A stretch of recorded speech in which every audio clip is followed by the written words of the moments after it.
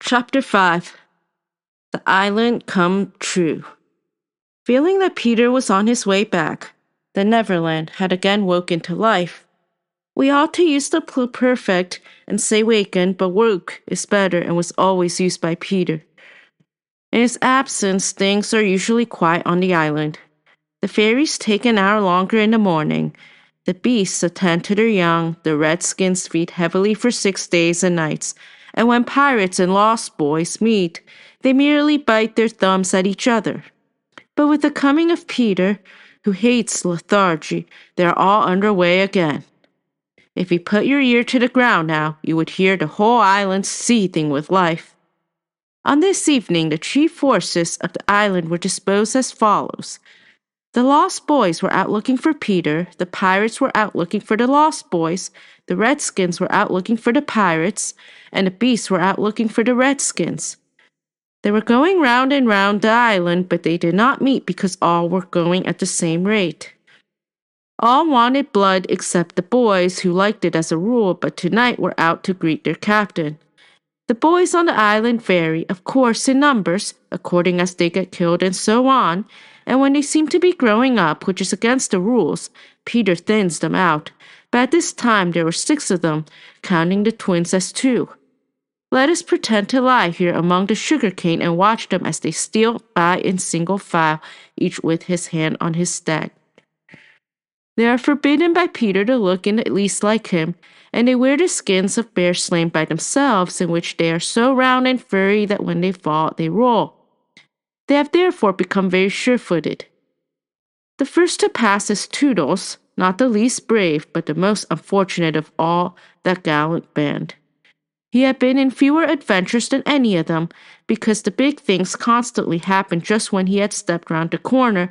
All would be quiet, and he would take the opportunity of going off to gather a few sticks for firewood, and then when he returned the others would be sweeping up the blood. This ill luck had given a gentle melancholy to his countenance, but instead of souring his nature had sweetened it, so that he was quite the humblest of the boys. Poor kind Toodles, there is danger in the air for you tonight. Take care lest an adventure is now offered you, which, if accepted, will plunge you in deepest woe. Toodles, the fairy tink who is bent on mischief this night, is looking for a tool, and she thinks you the most easily tricked of the boys. We're Tinker Bell. Would that he could hear us, but we are not really on the island, and he passes by, biting his knuckles. Next comes Nibs, the gay and debonair, followed by Slightly, who cuts whistles out of the trees and dances ecstatically to his own tunes. Slightly is the most conceited of the boys.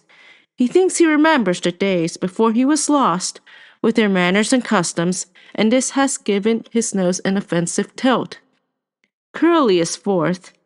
He is a pickle, and so often has he had to deliver up his person when Peter said sternly, "Stand forth the one who did this thing!" Then now, at the command, he stands forth automatically, whether he has done it or not. Last come the twins, who cannot be described because we should be sure to be describing the wrong one. Peter never quite knew what twins were, and his band were not allowed to know anything he did not know, so these two were always vague about themselves and did their best to give satisfaction by keeping close together in an apologetic sort of way. The boys vanish in the gloom, and after a pause, but not a long pause, for things go briskly on the island, come the pirates on the track. We hear them before they are seen, and it is always the same dreadful song.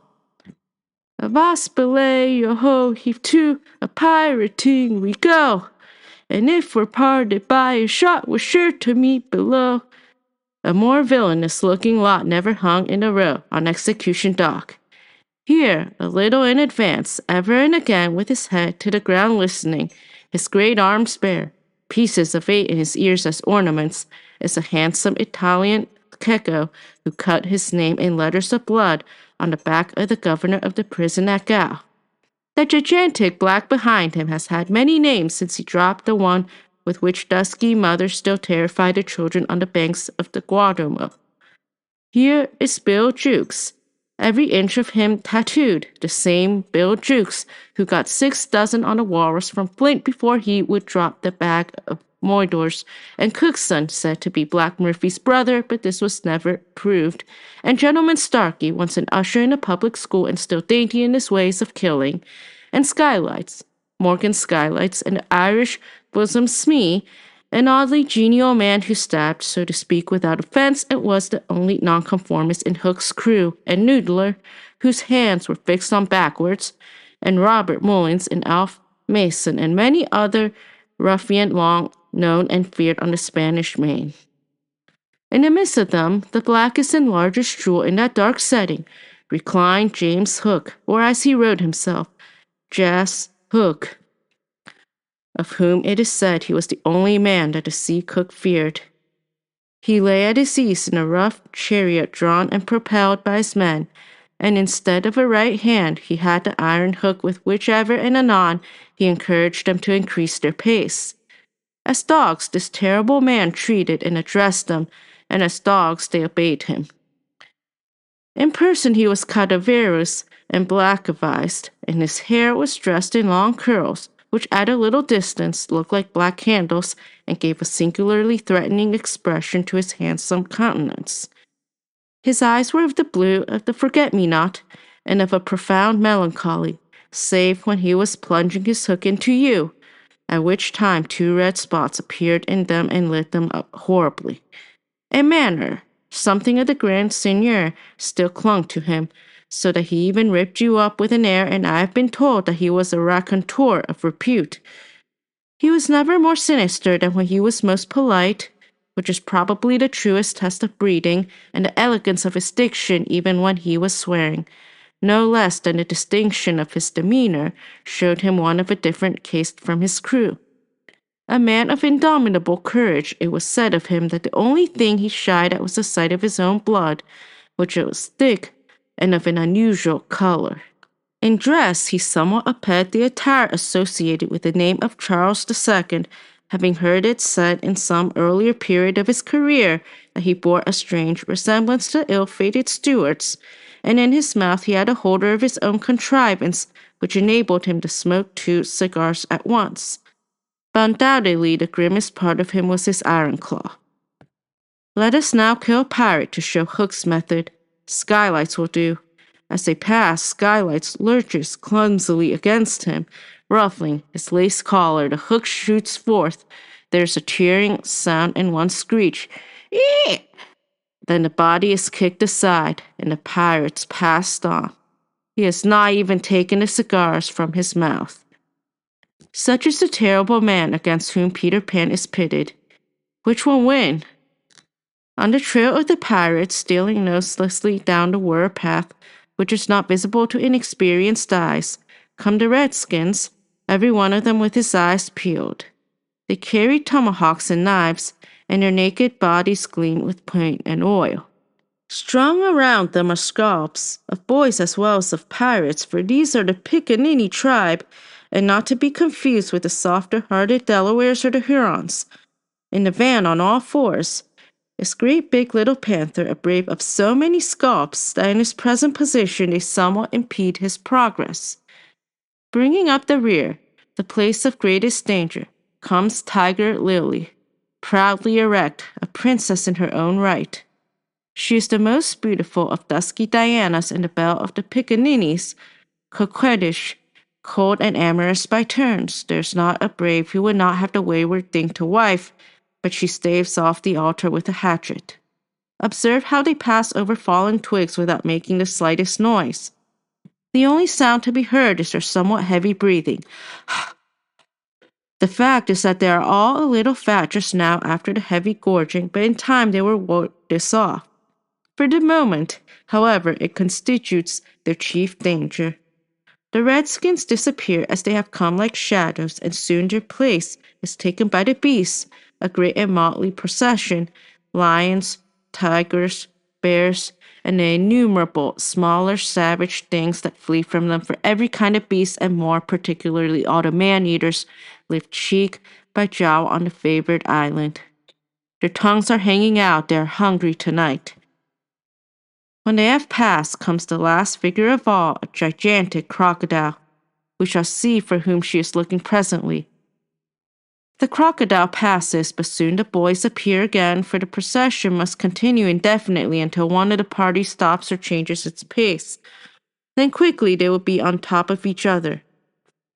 All are keeping a sharp lookout in front, but none suspects that the danger may be creeping up from behind. This shows how real the island was. The first to fall out of the moving circle was the boys. They flung themselves down on a sward, close to their underground home. "I do wish Peter would come back," every one of them said nervously, though in height and still more in breadth. They were all larger than their captain. "I'm the only one who is not afraid of the pirates," Slightly said in a tone that prevented his being a general favorite, but perhaps some distant sound disturbed him, for he added hastily, "But I wish he would come back and tell us whether he has heard anything more about Cinderella." They talked of Cinderella, and Toodles was confident that his mother must have been very like her. It was only in Peter's absence that they could speak of mothers, the subject being forbidden by him as silly. "All I remember about my mother," Nibs told them, "is that she often said to father, 'Oh, how I wish I had a checkbook of my own. I don't know what a checkbook is, but I should just love to give my mother one.'" While they talked, they had heard a distant sound. You or I, not being wild things of the woods, would have heard nothing, but they heard it, and it was the grim song. Yo ho, the pirate life, the flag of skull and bones, merry hour, hemp and rope, and hey for Davy Jones. I once a lost boys, but where are they? They are no longer there. Rabbits could not have disappeared more quickly. I will tell you where they are, with the exception of Nibs, who has started away to reconnoiter. They are already in their home under the ground, a very delightful residence of which we shall see a good deal presently. But how have they reached it? For there is no entrance to be seen, not so much as a pile of brushwood, which if removed would disclose the mouth of a cave. Look closely, however, you may note that there are here 7 large trees, each having in its hollow trunk a hole as large as a boy. These are the 7 entrances to the home under the ground, for which Hook has been searching in vain these many moons. Will he find it tonight? As the pirates advanced, the quick eye of Starkey sighted Nibs disappearing through the wood, and at once his pistol flashed out. But an iron claw gripped his shoulders. "Captain, let go!" he cried, writhing. Now for the first time, we hear the voice of Hook. It was a black voice. "Put back that pistol first," it said threateningly. "It was one of those boys you hate. I could have shot him dead." "Aye, and the sound would have brought Tiger Lily's redskins upon us. Do you want to lose your scalp?" "Shall I after him, Captain?" asked pathetic Smee, "and tickle him with Johnny Corkscrew?" Smee had pleasant names for everything, and his cutlass was Johnny Corkscrew because he wriggled it in a wound. One could mention many lovable traits in Smee. For instance, after killing, it was his spectacles he wiped instead of his weapon. "Johnny's a silent fellow," he reminded Hook. "Not now, Smee," Hook said darkly. "He is the only one, and I want to mischief all the 7. Scatter and look for them." The pirates disappeared among the trees, and in a moment their captain and Smee were alone. Hook heaved a heavy sigh. And I know not why it was. Perhaps it was because of the soft beauty of the evening, but there came over him a desire to confide to his faithful bosom the story of his life. He spoke long and earnestly, but what it was all about Smee, who was rather stupid, did not know in the least. Anon he caught the word Peter. "Most of all," Hook was saying passionately, "I want their captain, Peter Pan. 'Twas he cut off my arm." He brandished the hook threateningly. "I've waited long to shake his hand with this." Oh, I'll tear him. And yet, said Smee, I've often heard you say the hook was worth a score of hands for combing the hair and other homely uses. Aye, the captain answered. If I was a mother, I would pray to have my children born with this instead of lack. And he cast a look of pride upon his iron hand and one of scorn upon the other. Then again he frowned. Peter flung my arm, he said, wincing, to a crocodile that happened to be passing by. I've often, said Smee, noticed your strange dread of crocodiles. Not of crocodiles, Hook corrected him, but of that one crocodile. He lowered his voice. It liked my arm so much, Smee, that has followed me ever since, from sea to sea and from land to land, licking its lips for the rest of me. In a way, said Smee, it's a sort of compliment. I want no such compliments, Hook barked petulantly. I want Peter Pan, who first gave the brute its taste for me. He sat down on a large mushroom, and now there was a quiver in his voice. Smee, he said huskily, that crocodile would have had me before this. But by a lucky chance it swallowed a clock which goes tick-tock inside it, and so, before it can reach me, I hear the tick and bolt. He laughed, but in a hollow way. Someday, said Smee, the clock will run down and then he'll get you. Hook wetted his dry lips. Aye, he said, that's the fear that haunts me. Since sitting down, he had felt curiously warm. Smee, he said, this seat is hot. He jumped up. Odds bobs. Hammer and tongs are burning. They examined the mushroom, which was of a size and solidity unknown on the mainland. They tried to pull it up, and it came away at once in their hands, for it had no root. Stranger still, smoke began at once to ascend. The pirates looked at each other. A chimney! They both exclaimed. They had indeed discovered the chimney of the home under the ground. It was the custom of the boys to stop it with a mushroom when enemies were in the neighborhood. Not only smoke came out of it, there came also children's voices, for so safe did the boys feel in their hiding place that they were gaily chattering. The pirates listened grimly and then replaced the mushroom. They looked around them and noted the holes in the 7 trees. Did you hear them say Peter Pan's from home? Smee whispered, fidgeting with Johnny Corkscrew. Hook nodded. He stood for a long time lost in thought, and at last a curdling smile lit up his swarthy face. Smee had been waiting for it. Unwrap your plan, Captain, he cried eagerly. To return to the ship, Hook replied, slowly through his teeth, and cook a large, rich cake of a jolly thickness with green sugar on it. There can't be but one room below, for there is but one chimney. The silly moles had not the sense to see that they did not need a door apiece. That shows they have no mother. We will leave the cake on the shore of the Mermaid's Lagoon. These boys are always swimming about there, playing with the mermaids. They will find the cake and they will gobble it up. Because, having no mother, they don't know how dangerous 'tis to eat rich damp cake. Ha ha ha ha ha ha ha! He burst into laughter. Not hollow laughter, but honest laughter. Aha! They will die. Smee had listened with growing admiration.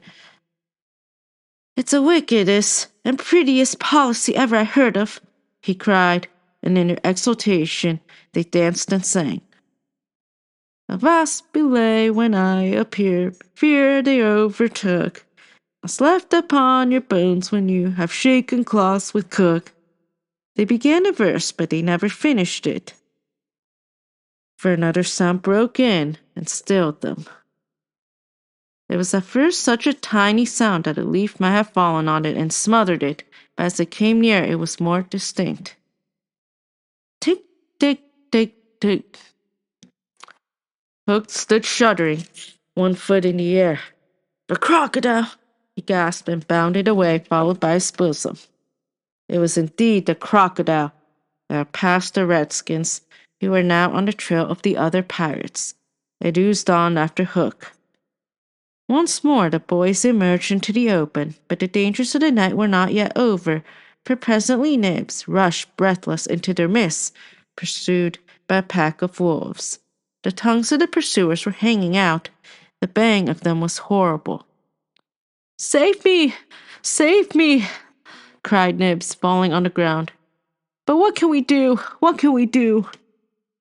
It was a high compliment to Peter that at that dire moment their thoughts turned to him. "What would Peter do?" they cried simultaneously. Almost in the same breath they added, "Peter would look at them through his legs." And then, "Let us do what Peter would do." It is quite the most successful way of defying wolves, and as one boy they bent and looked through their legs. The next moment is a long one, but victory came quickly, for as the boys advanced upon them in this terrible attitude, the wolves dropped their tails and fled. Now Nibs rose from the ground, and the others thought that his staring eyes still saw the wolves. But it was not wolves he saw. "I have seen a wonderfuller thing," he cried as they gathered round him eagerly. "A great white bird. It is flying this way." "What kind of a bird, do you think?" "I don't know," Nibs said, awestruck, "but it looks so weary. And as it flies, it moans, 'Poor Wendy!'" "Poor Wendy?" "I remember," said Slightly instantly. "There are birds called Wendies." "See, it comes," cried Curly, pointing to Wendy in the heavens. Wendy was now almost overhead, and they could hear her plaintive cry. But more distinct came the shrill voice of Tinker Bell. The jealous fairy had now cast off all disguise of friendship, and was starting at her victim from every direction, pinching savagely each time she touched. "Hello, Tink!" cried the wondering boys. Tink's reply rang out. "Peter wants you to shoot the Wendy." It was not in their nature to question when Peter ordered. "Let us do what Peter wishes," cried the simple boys. "Quick, bows and arrows." All but Toodles popped down the trees. He had a bow and arrow with him, and Tink noted it, and rubbed her little hands. "Quick, Toodles, quick!" she screamed. "Peter will be so pleased." Toodles excitedly fitted the arrow to his bow. "Out of the way, Tink!" he shouted, and then he fired, and Wendy fluttered to the ground with an arrow in her breast.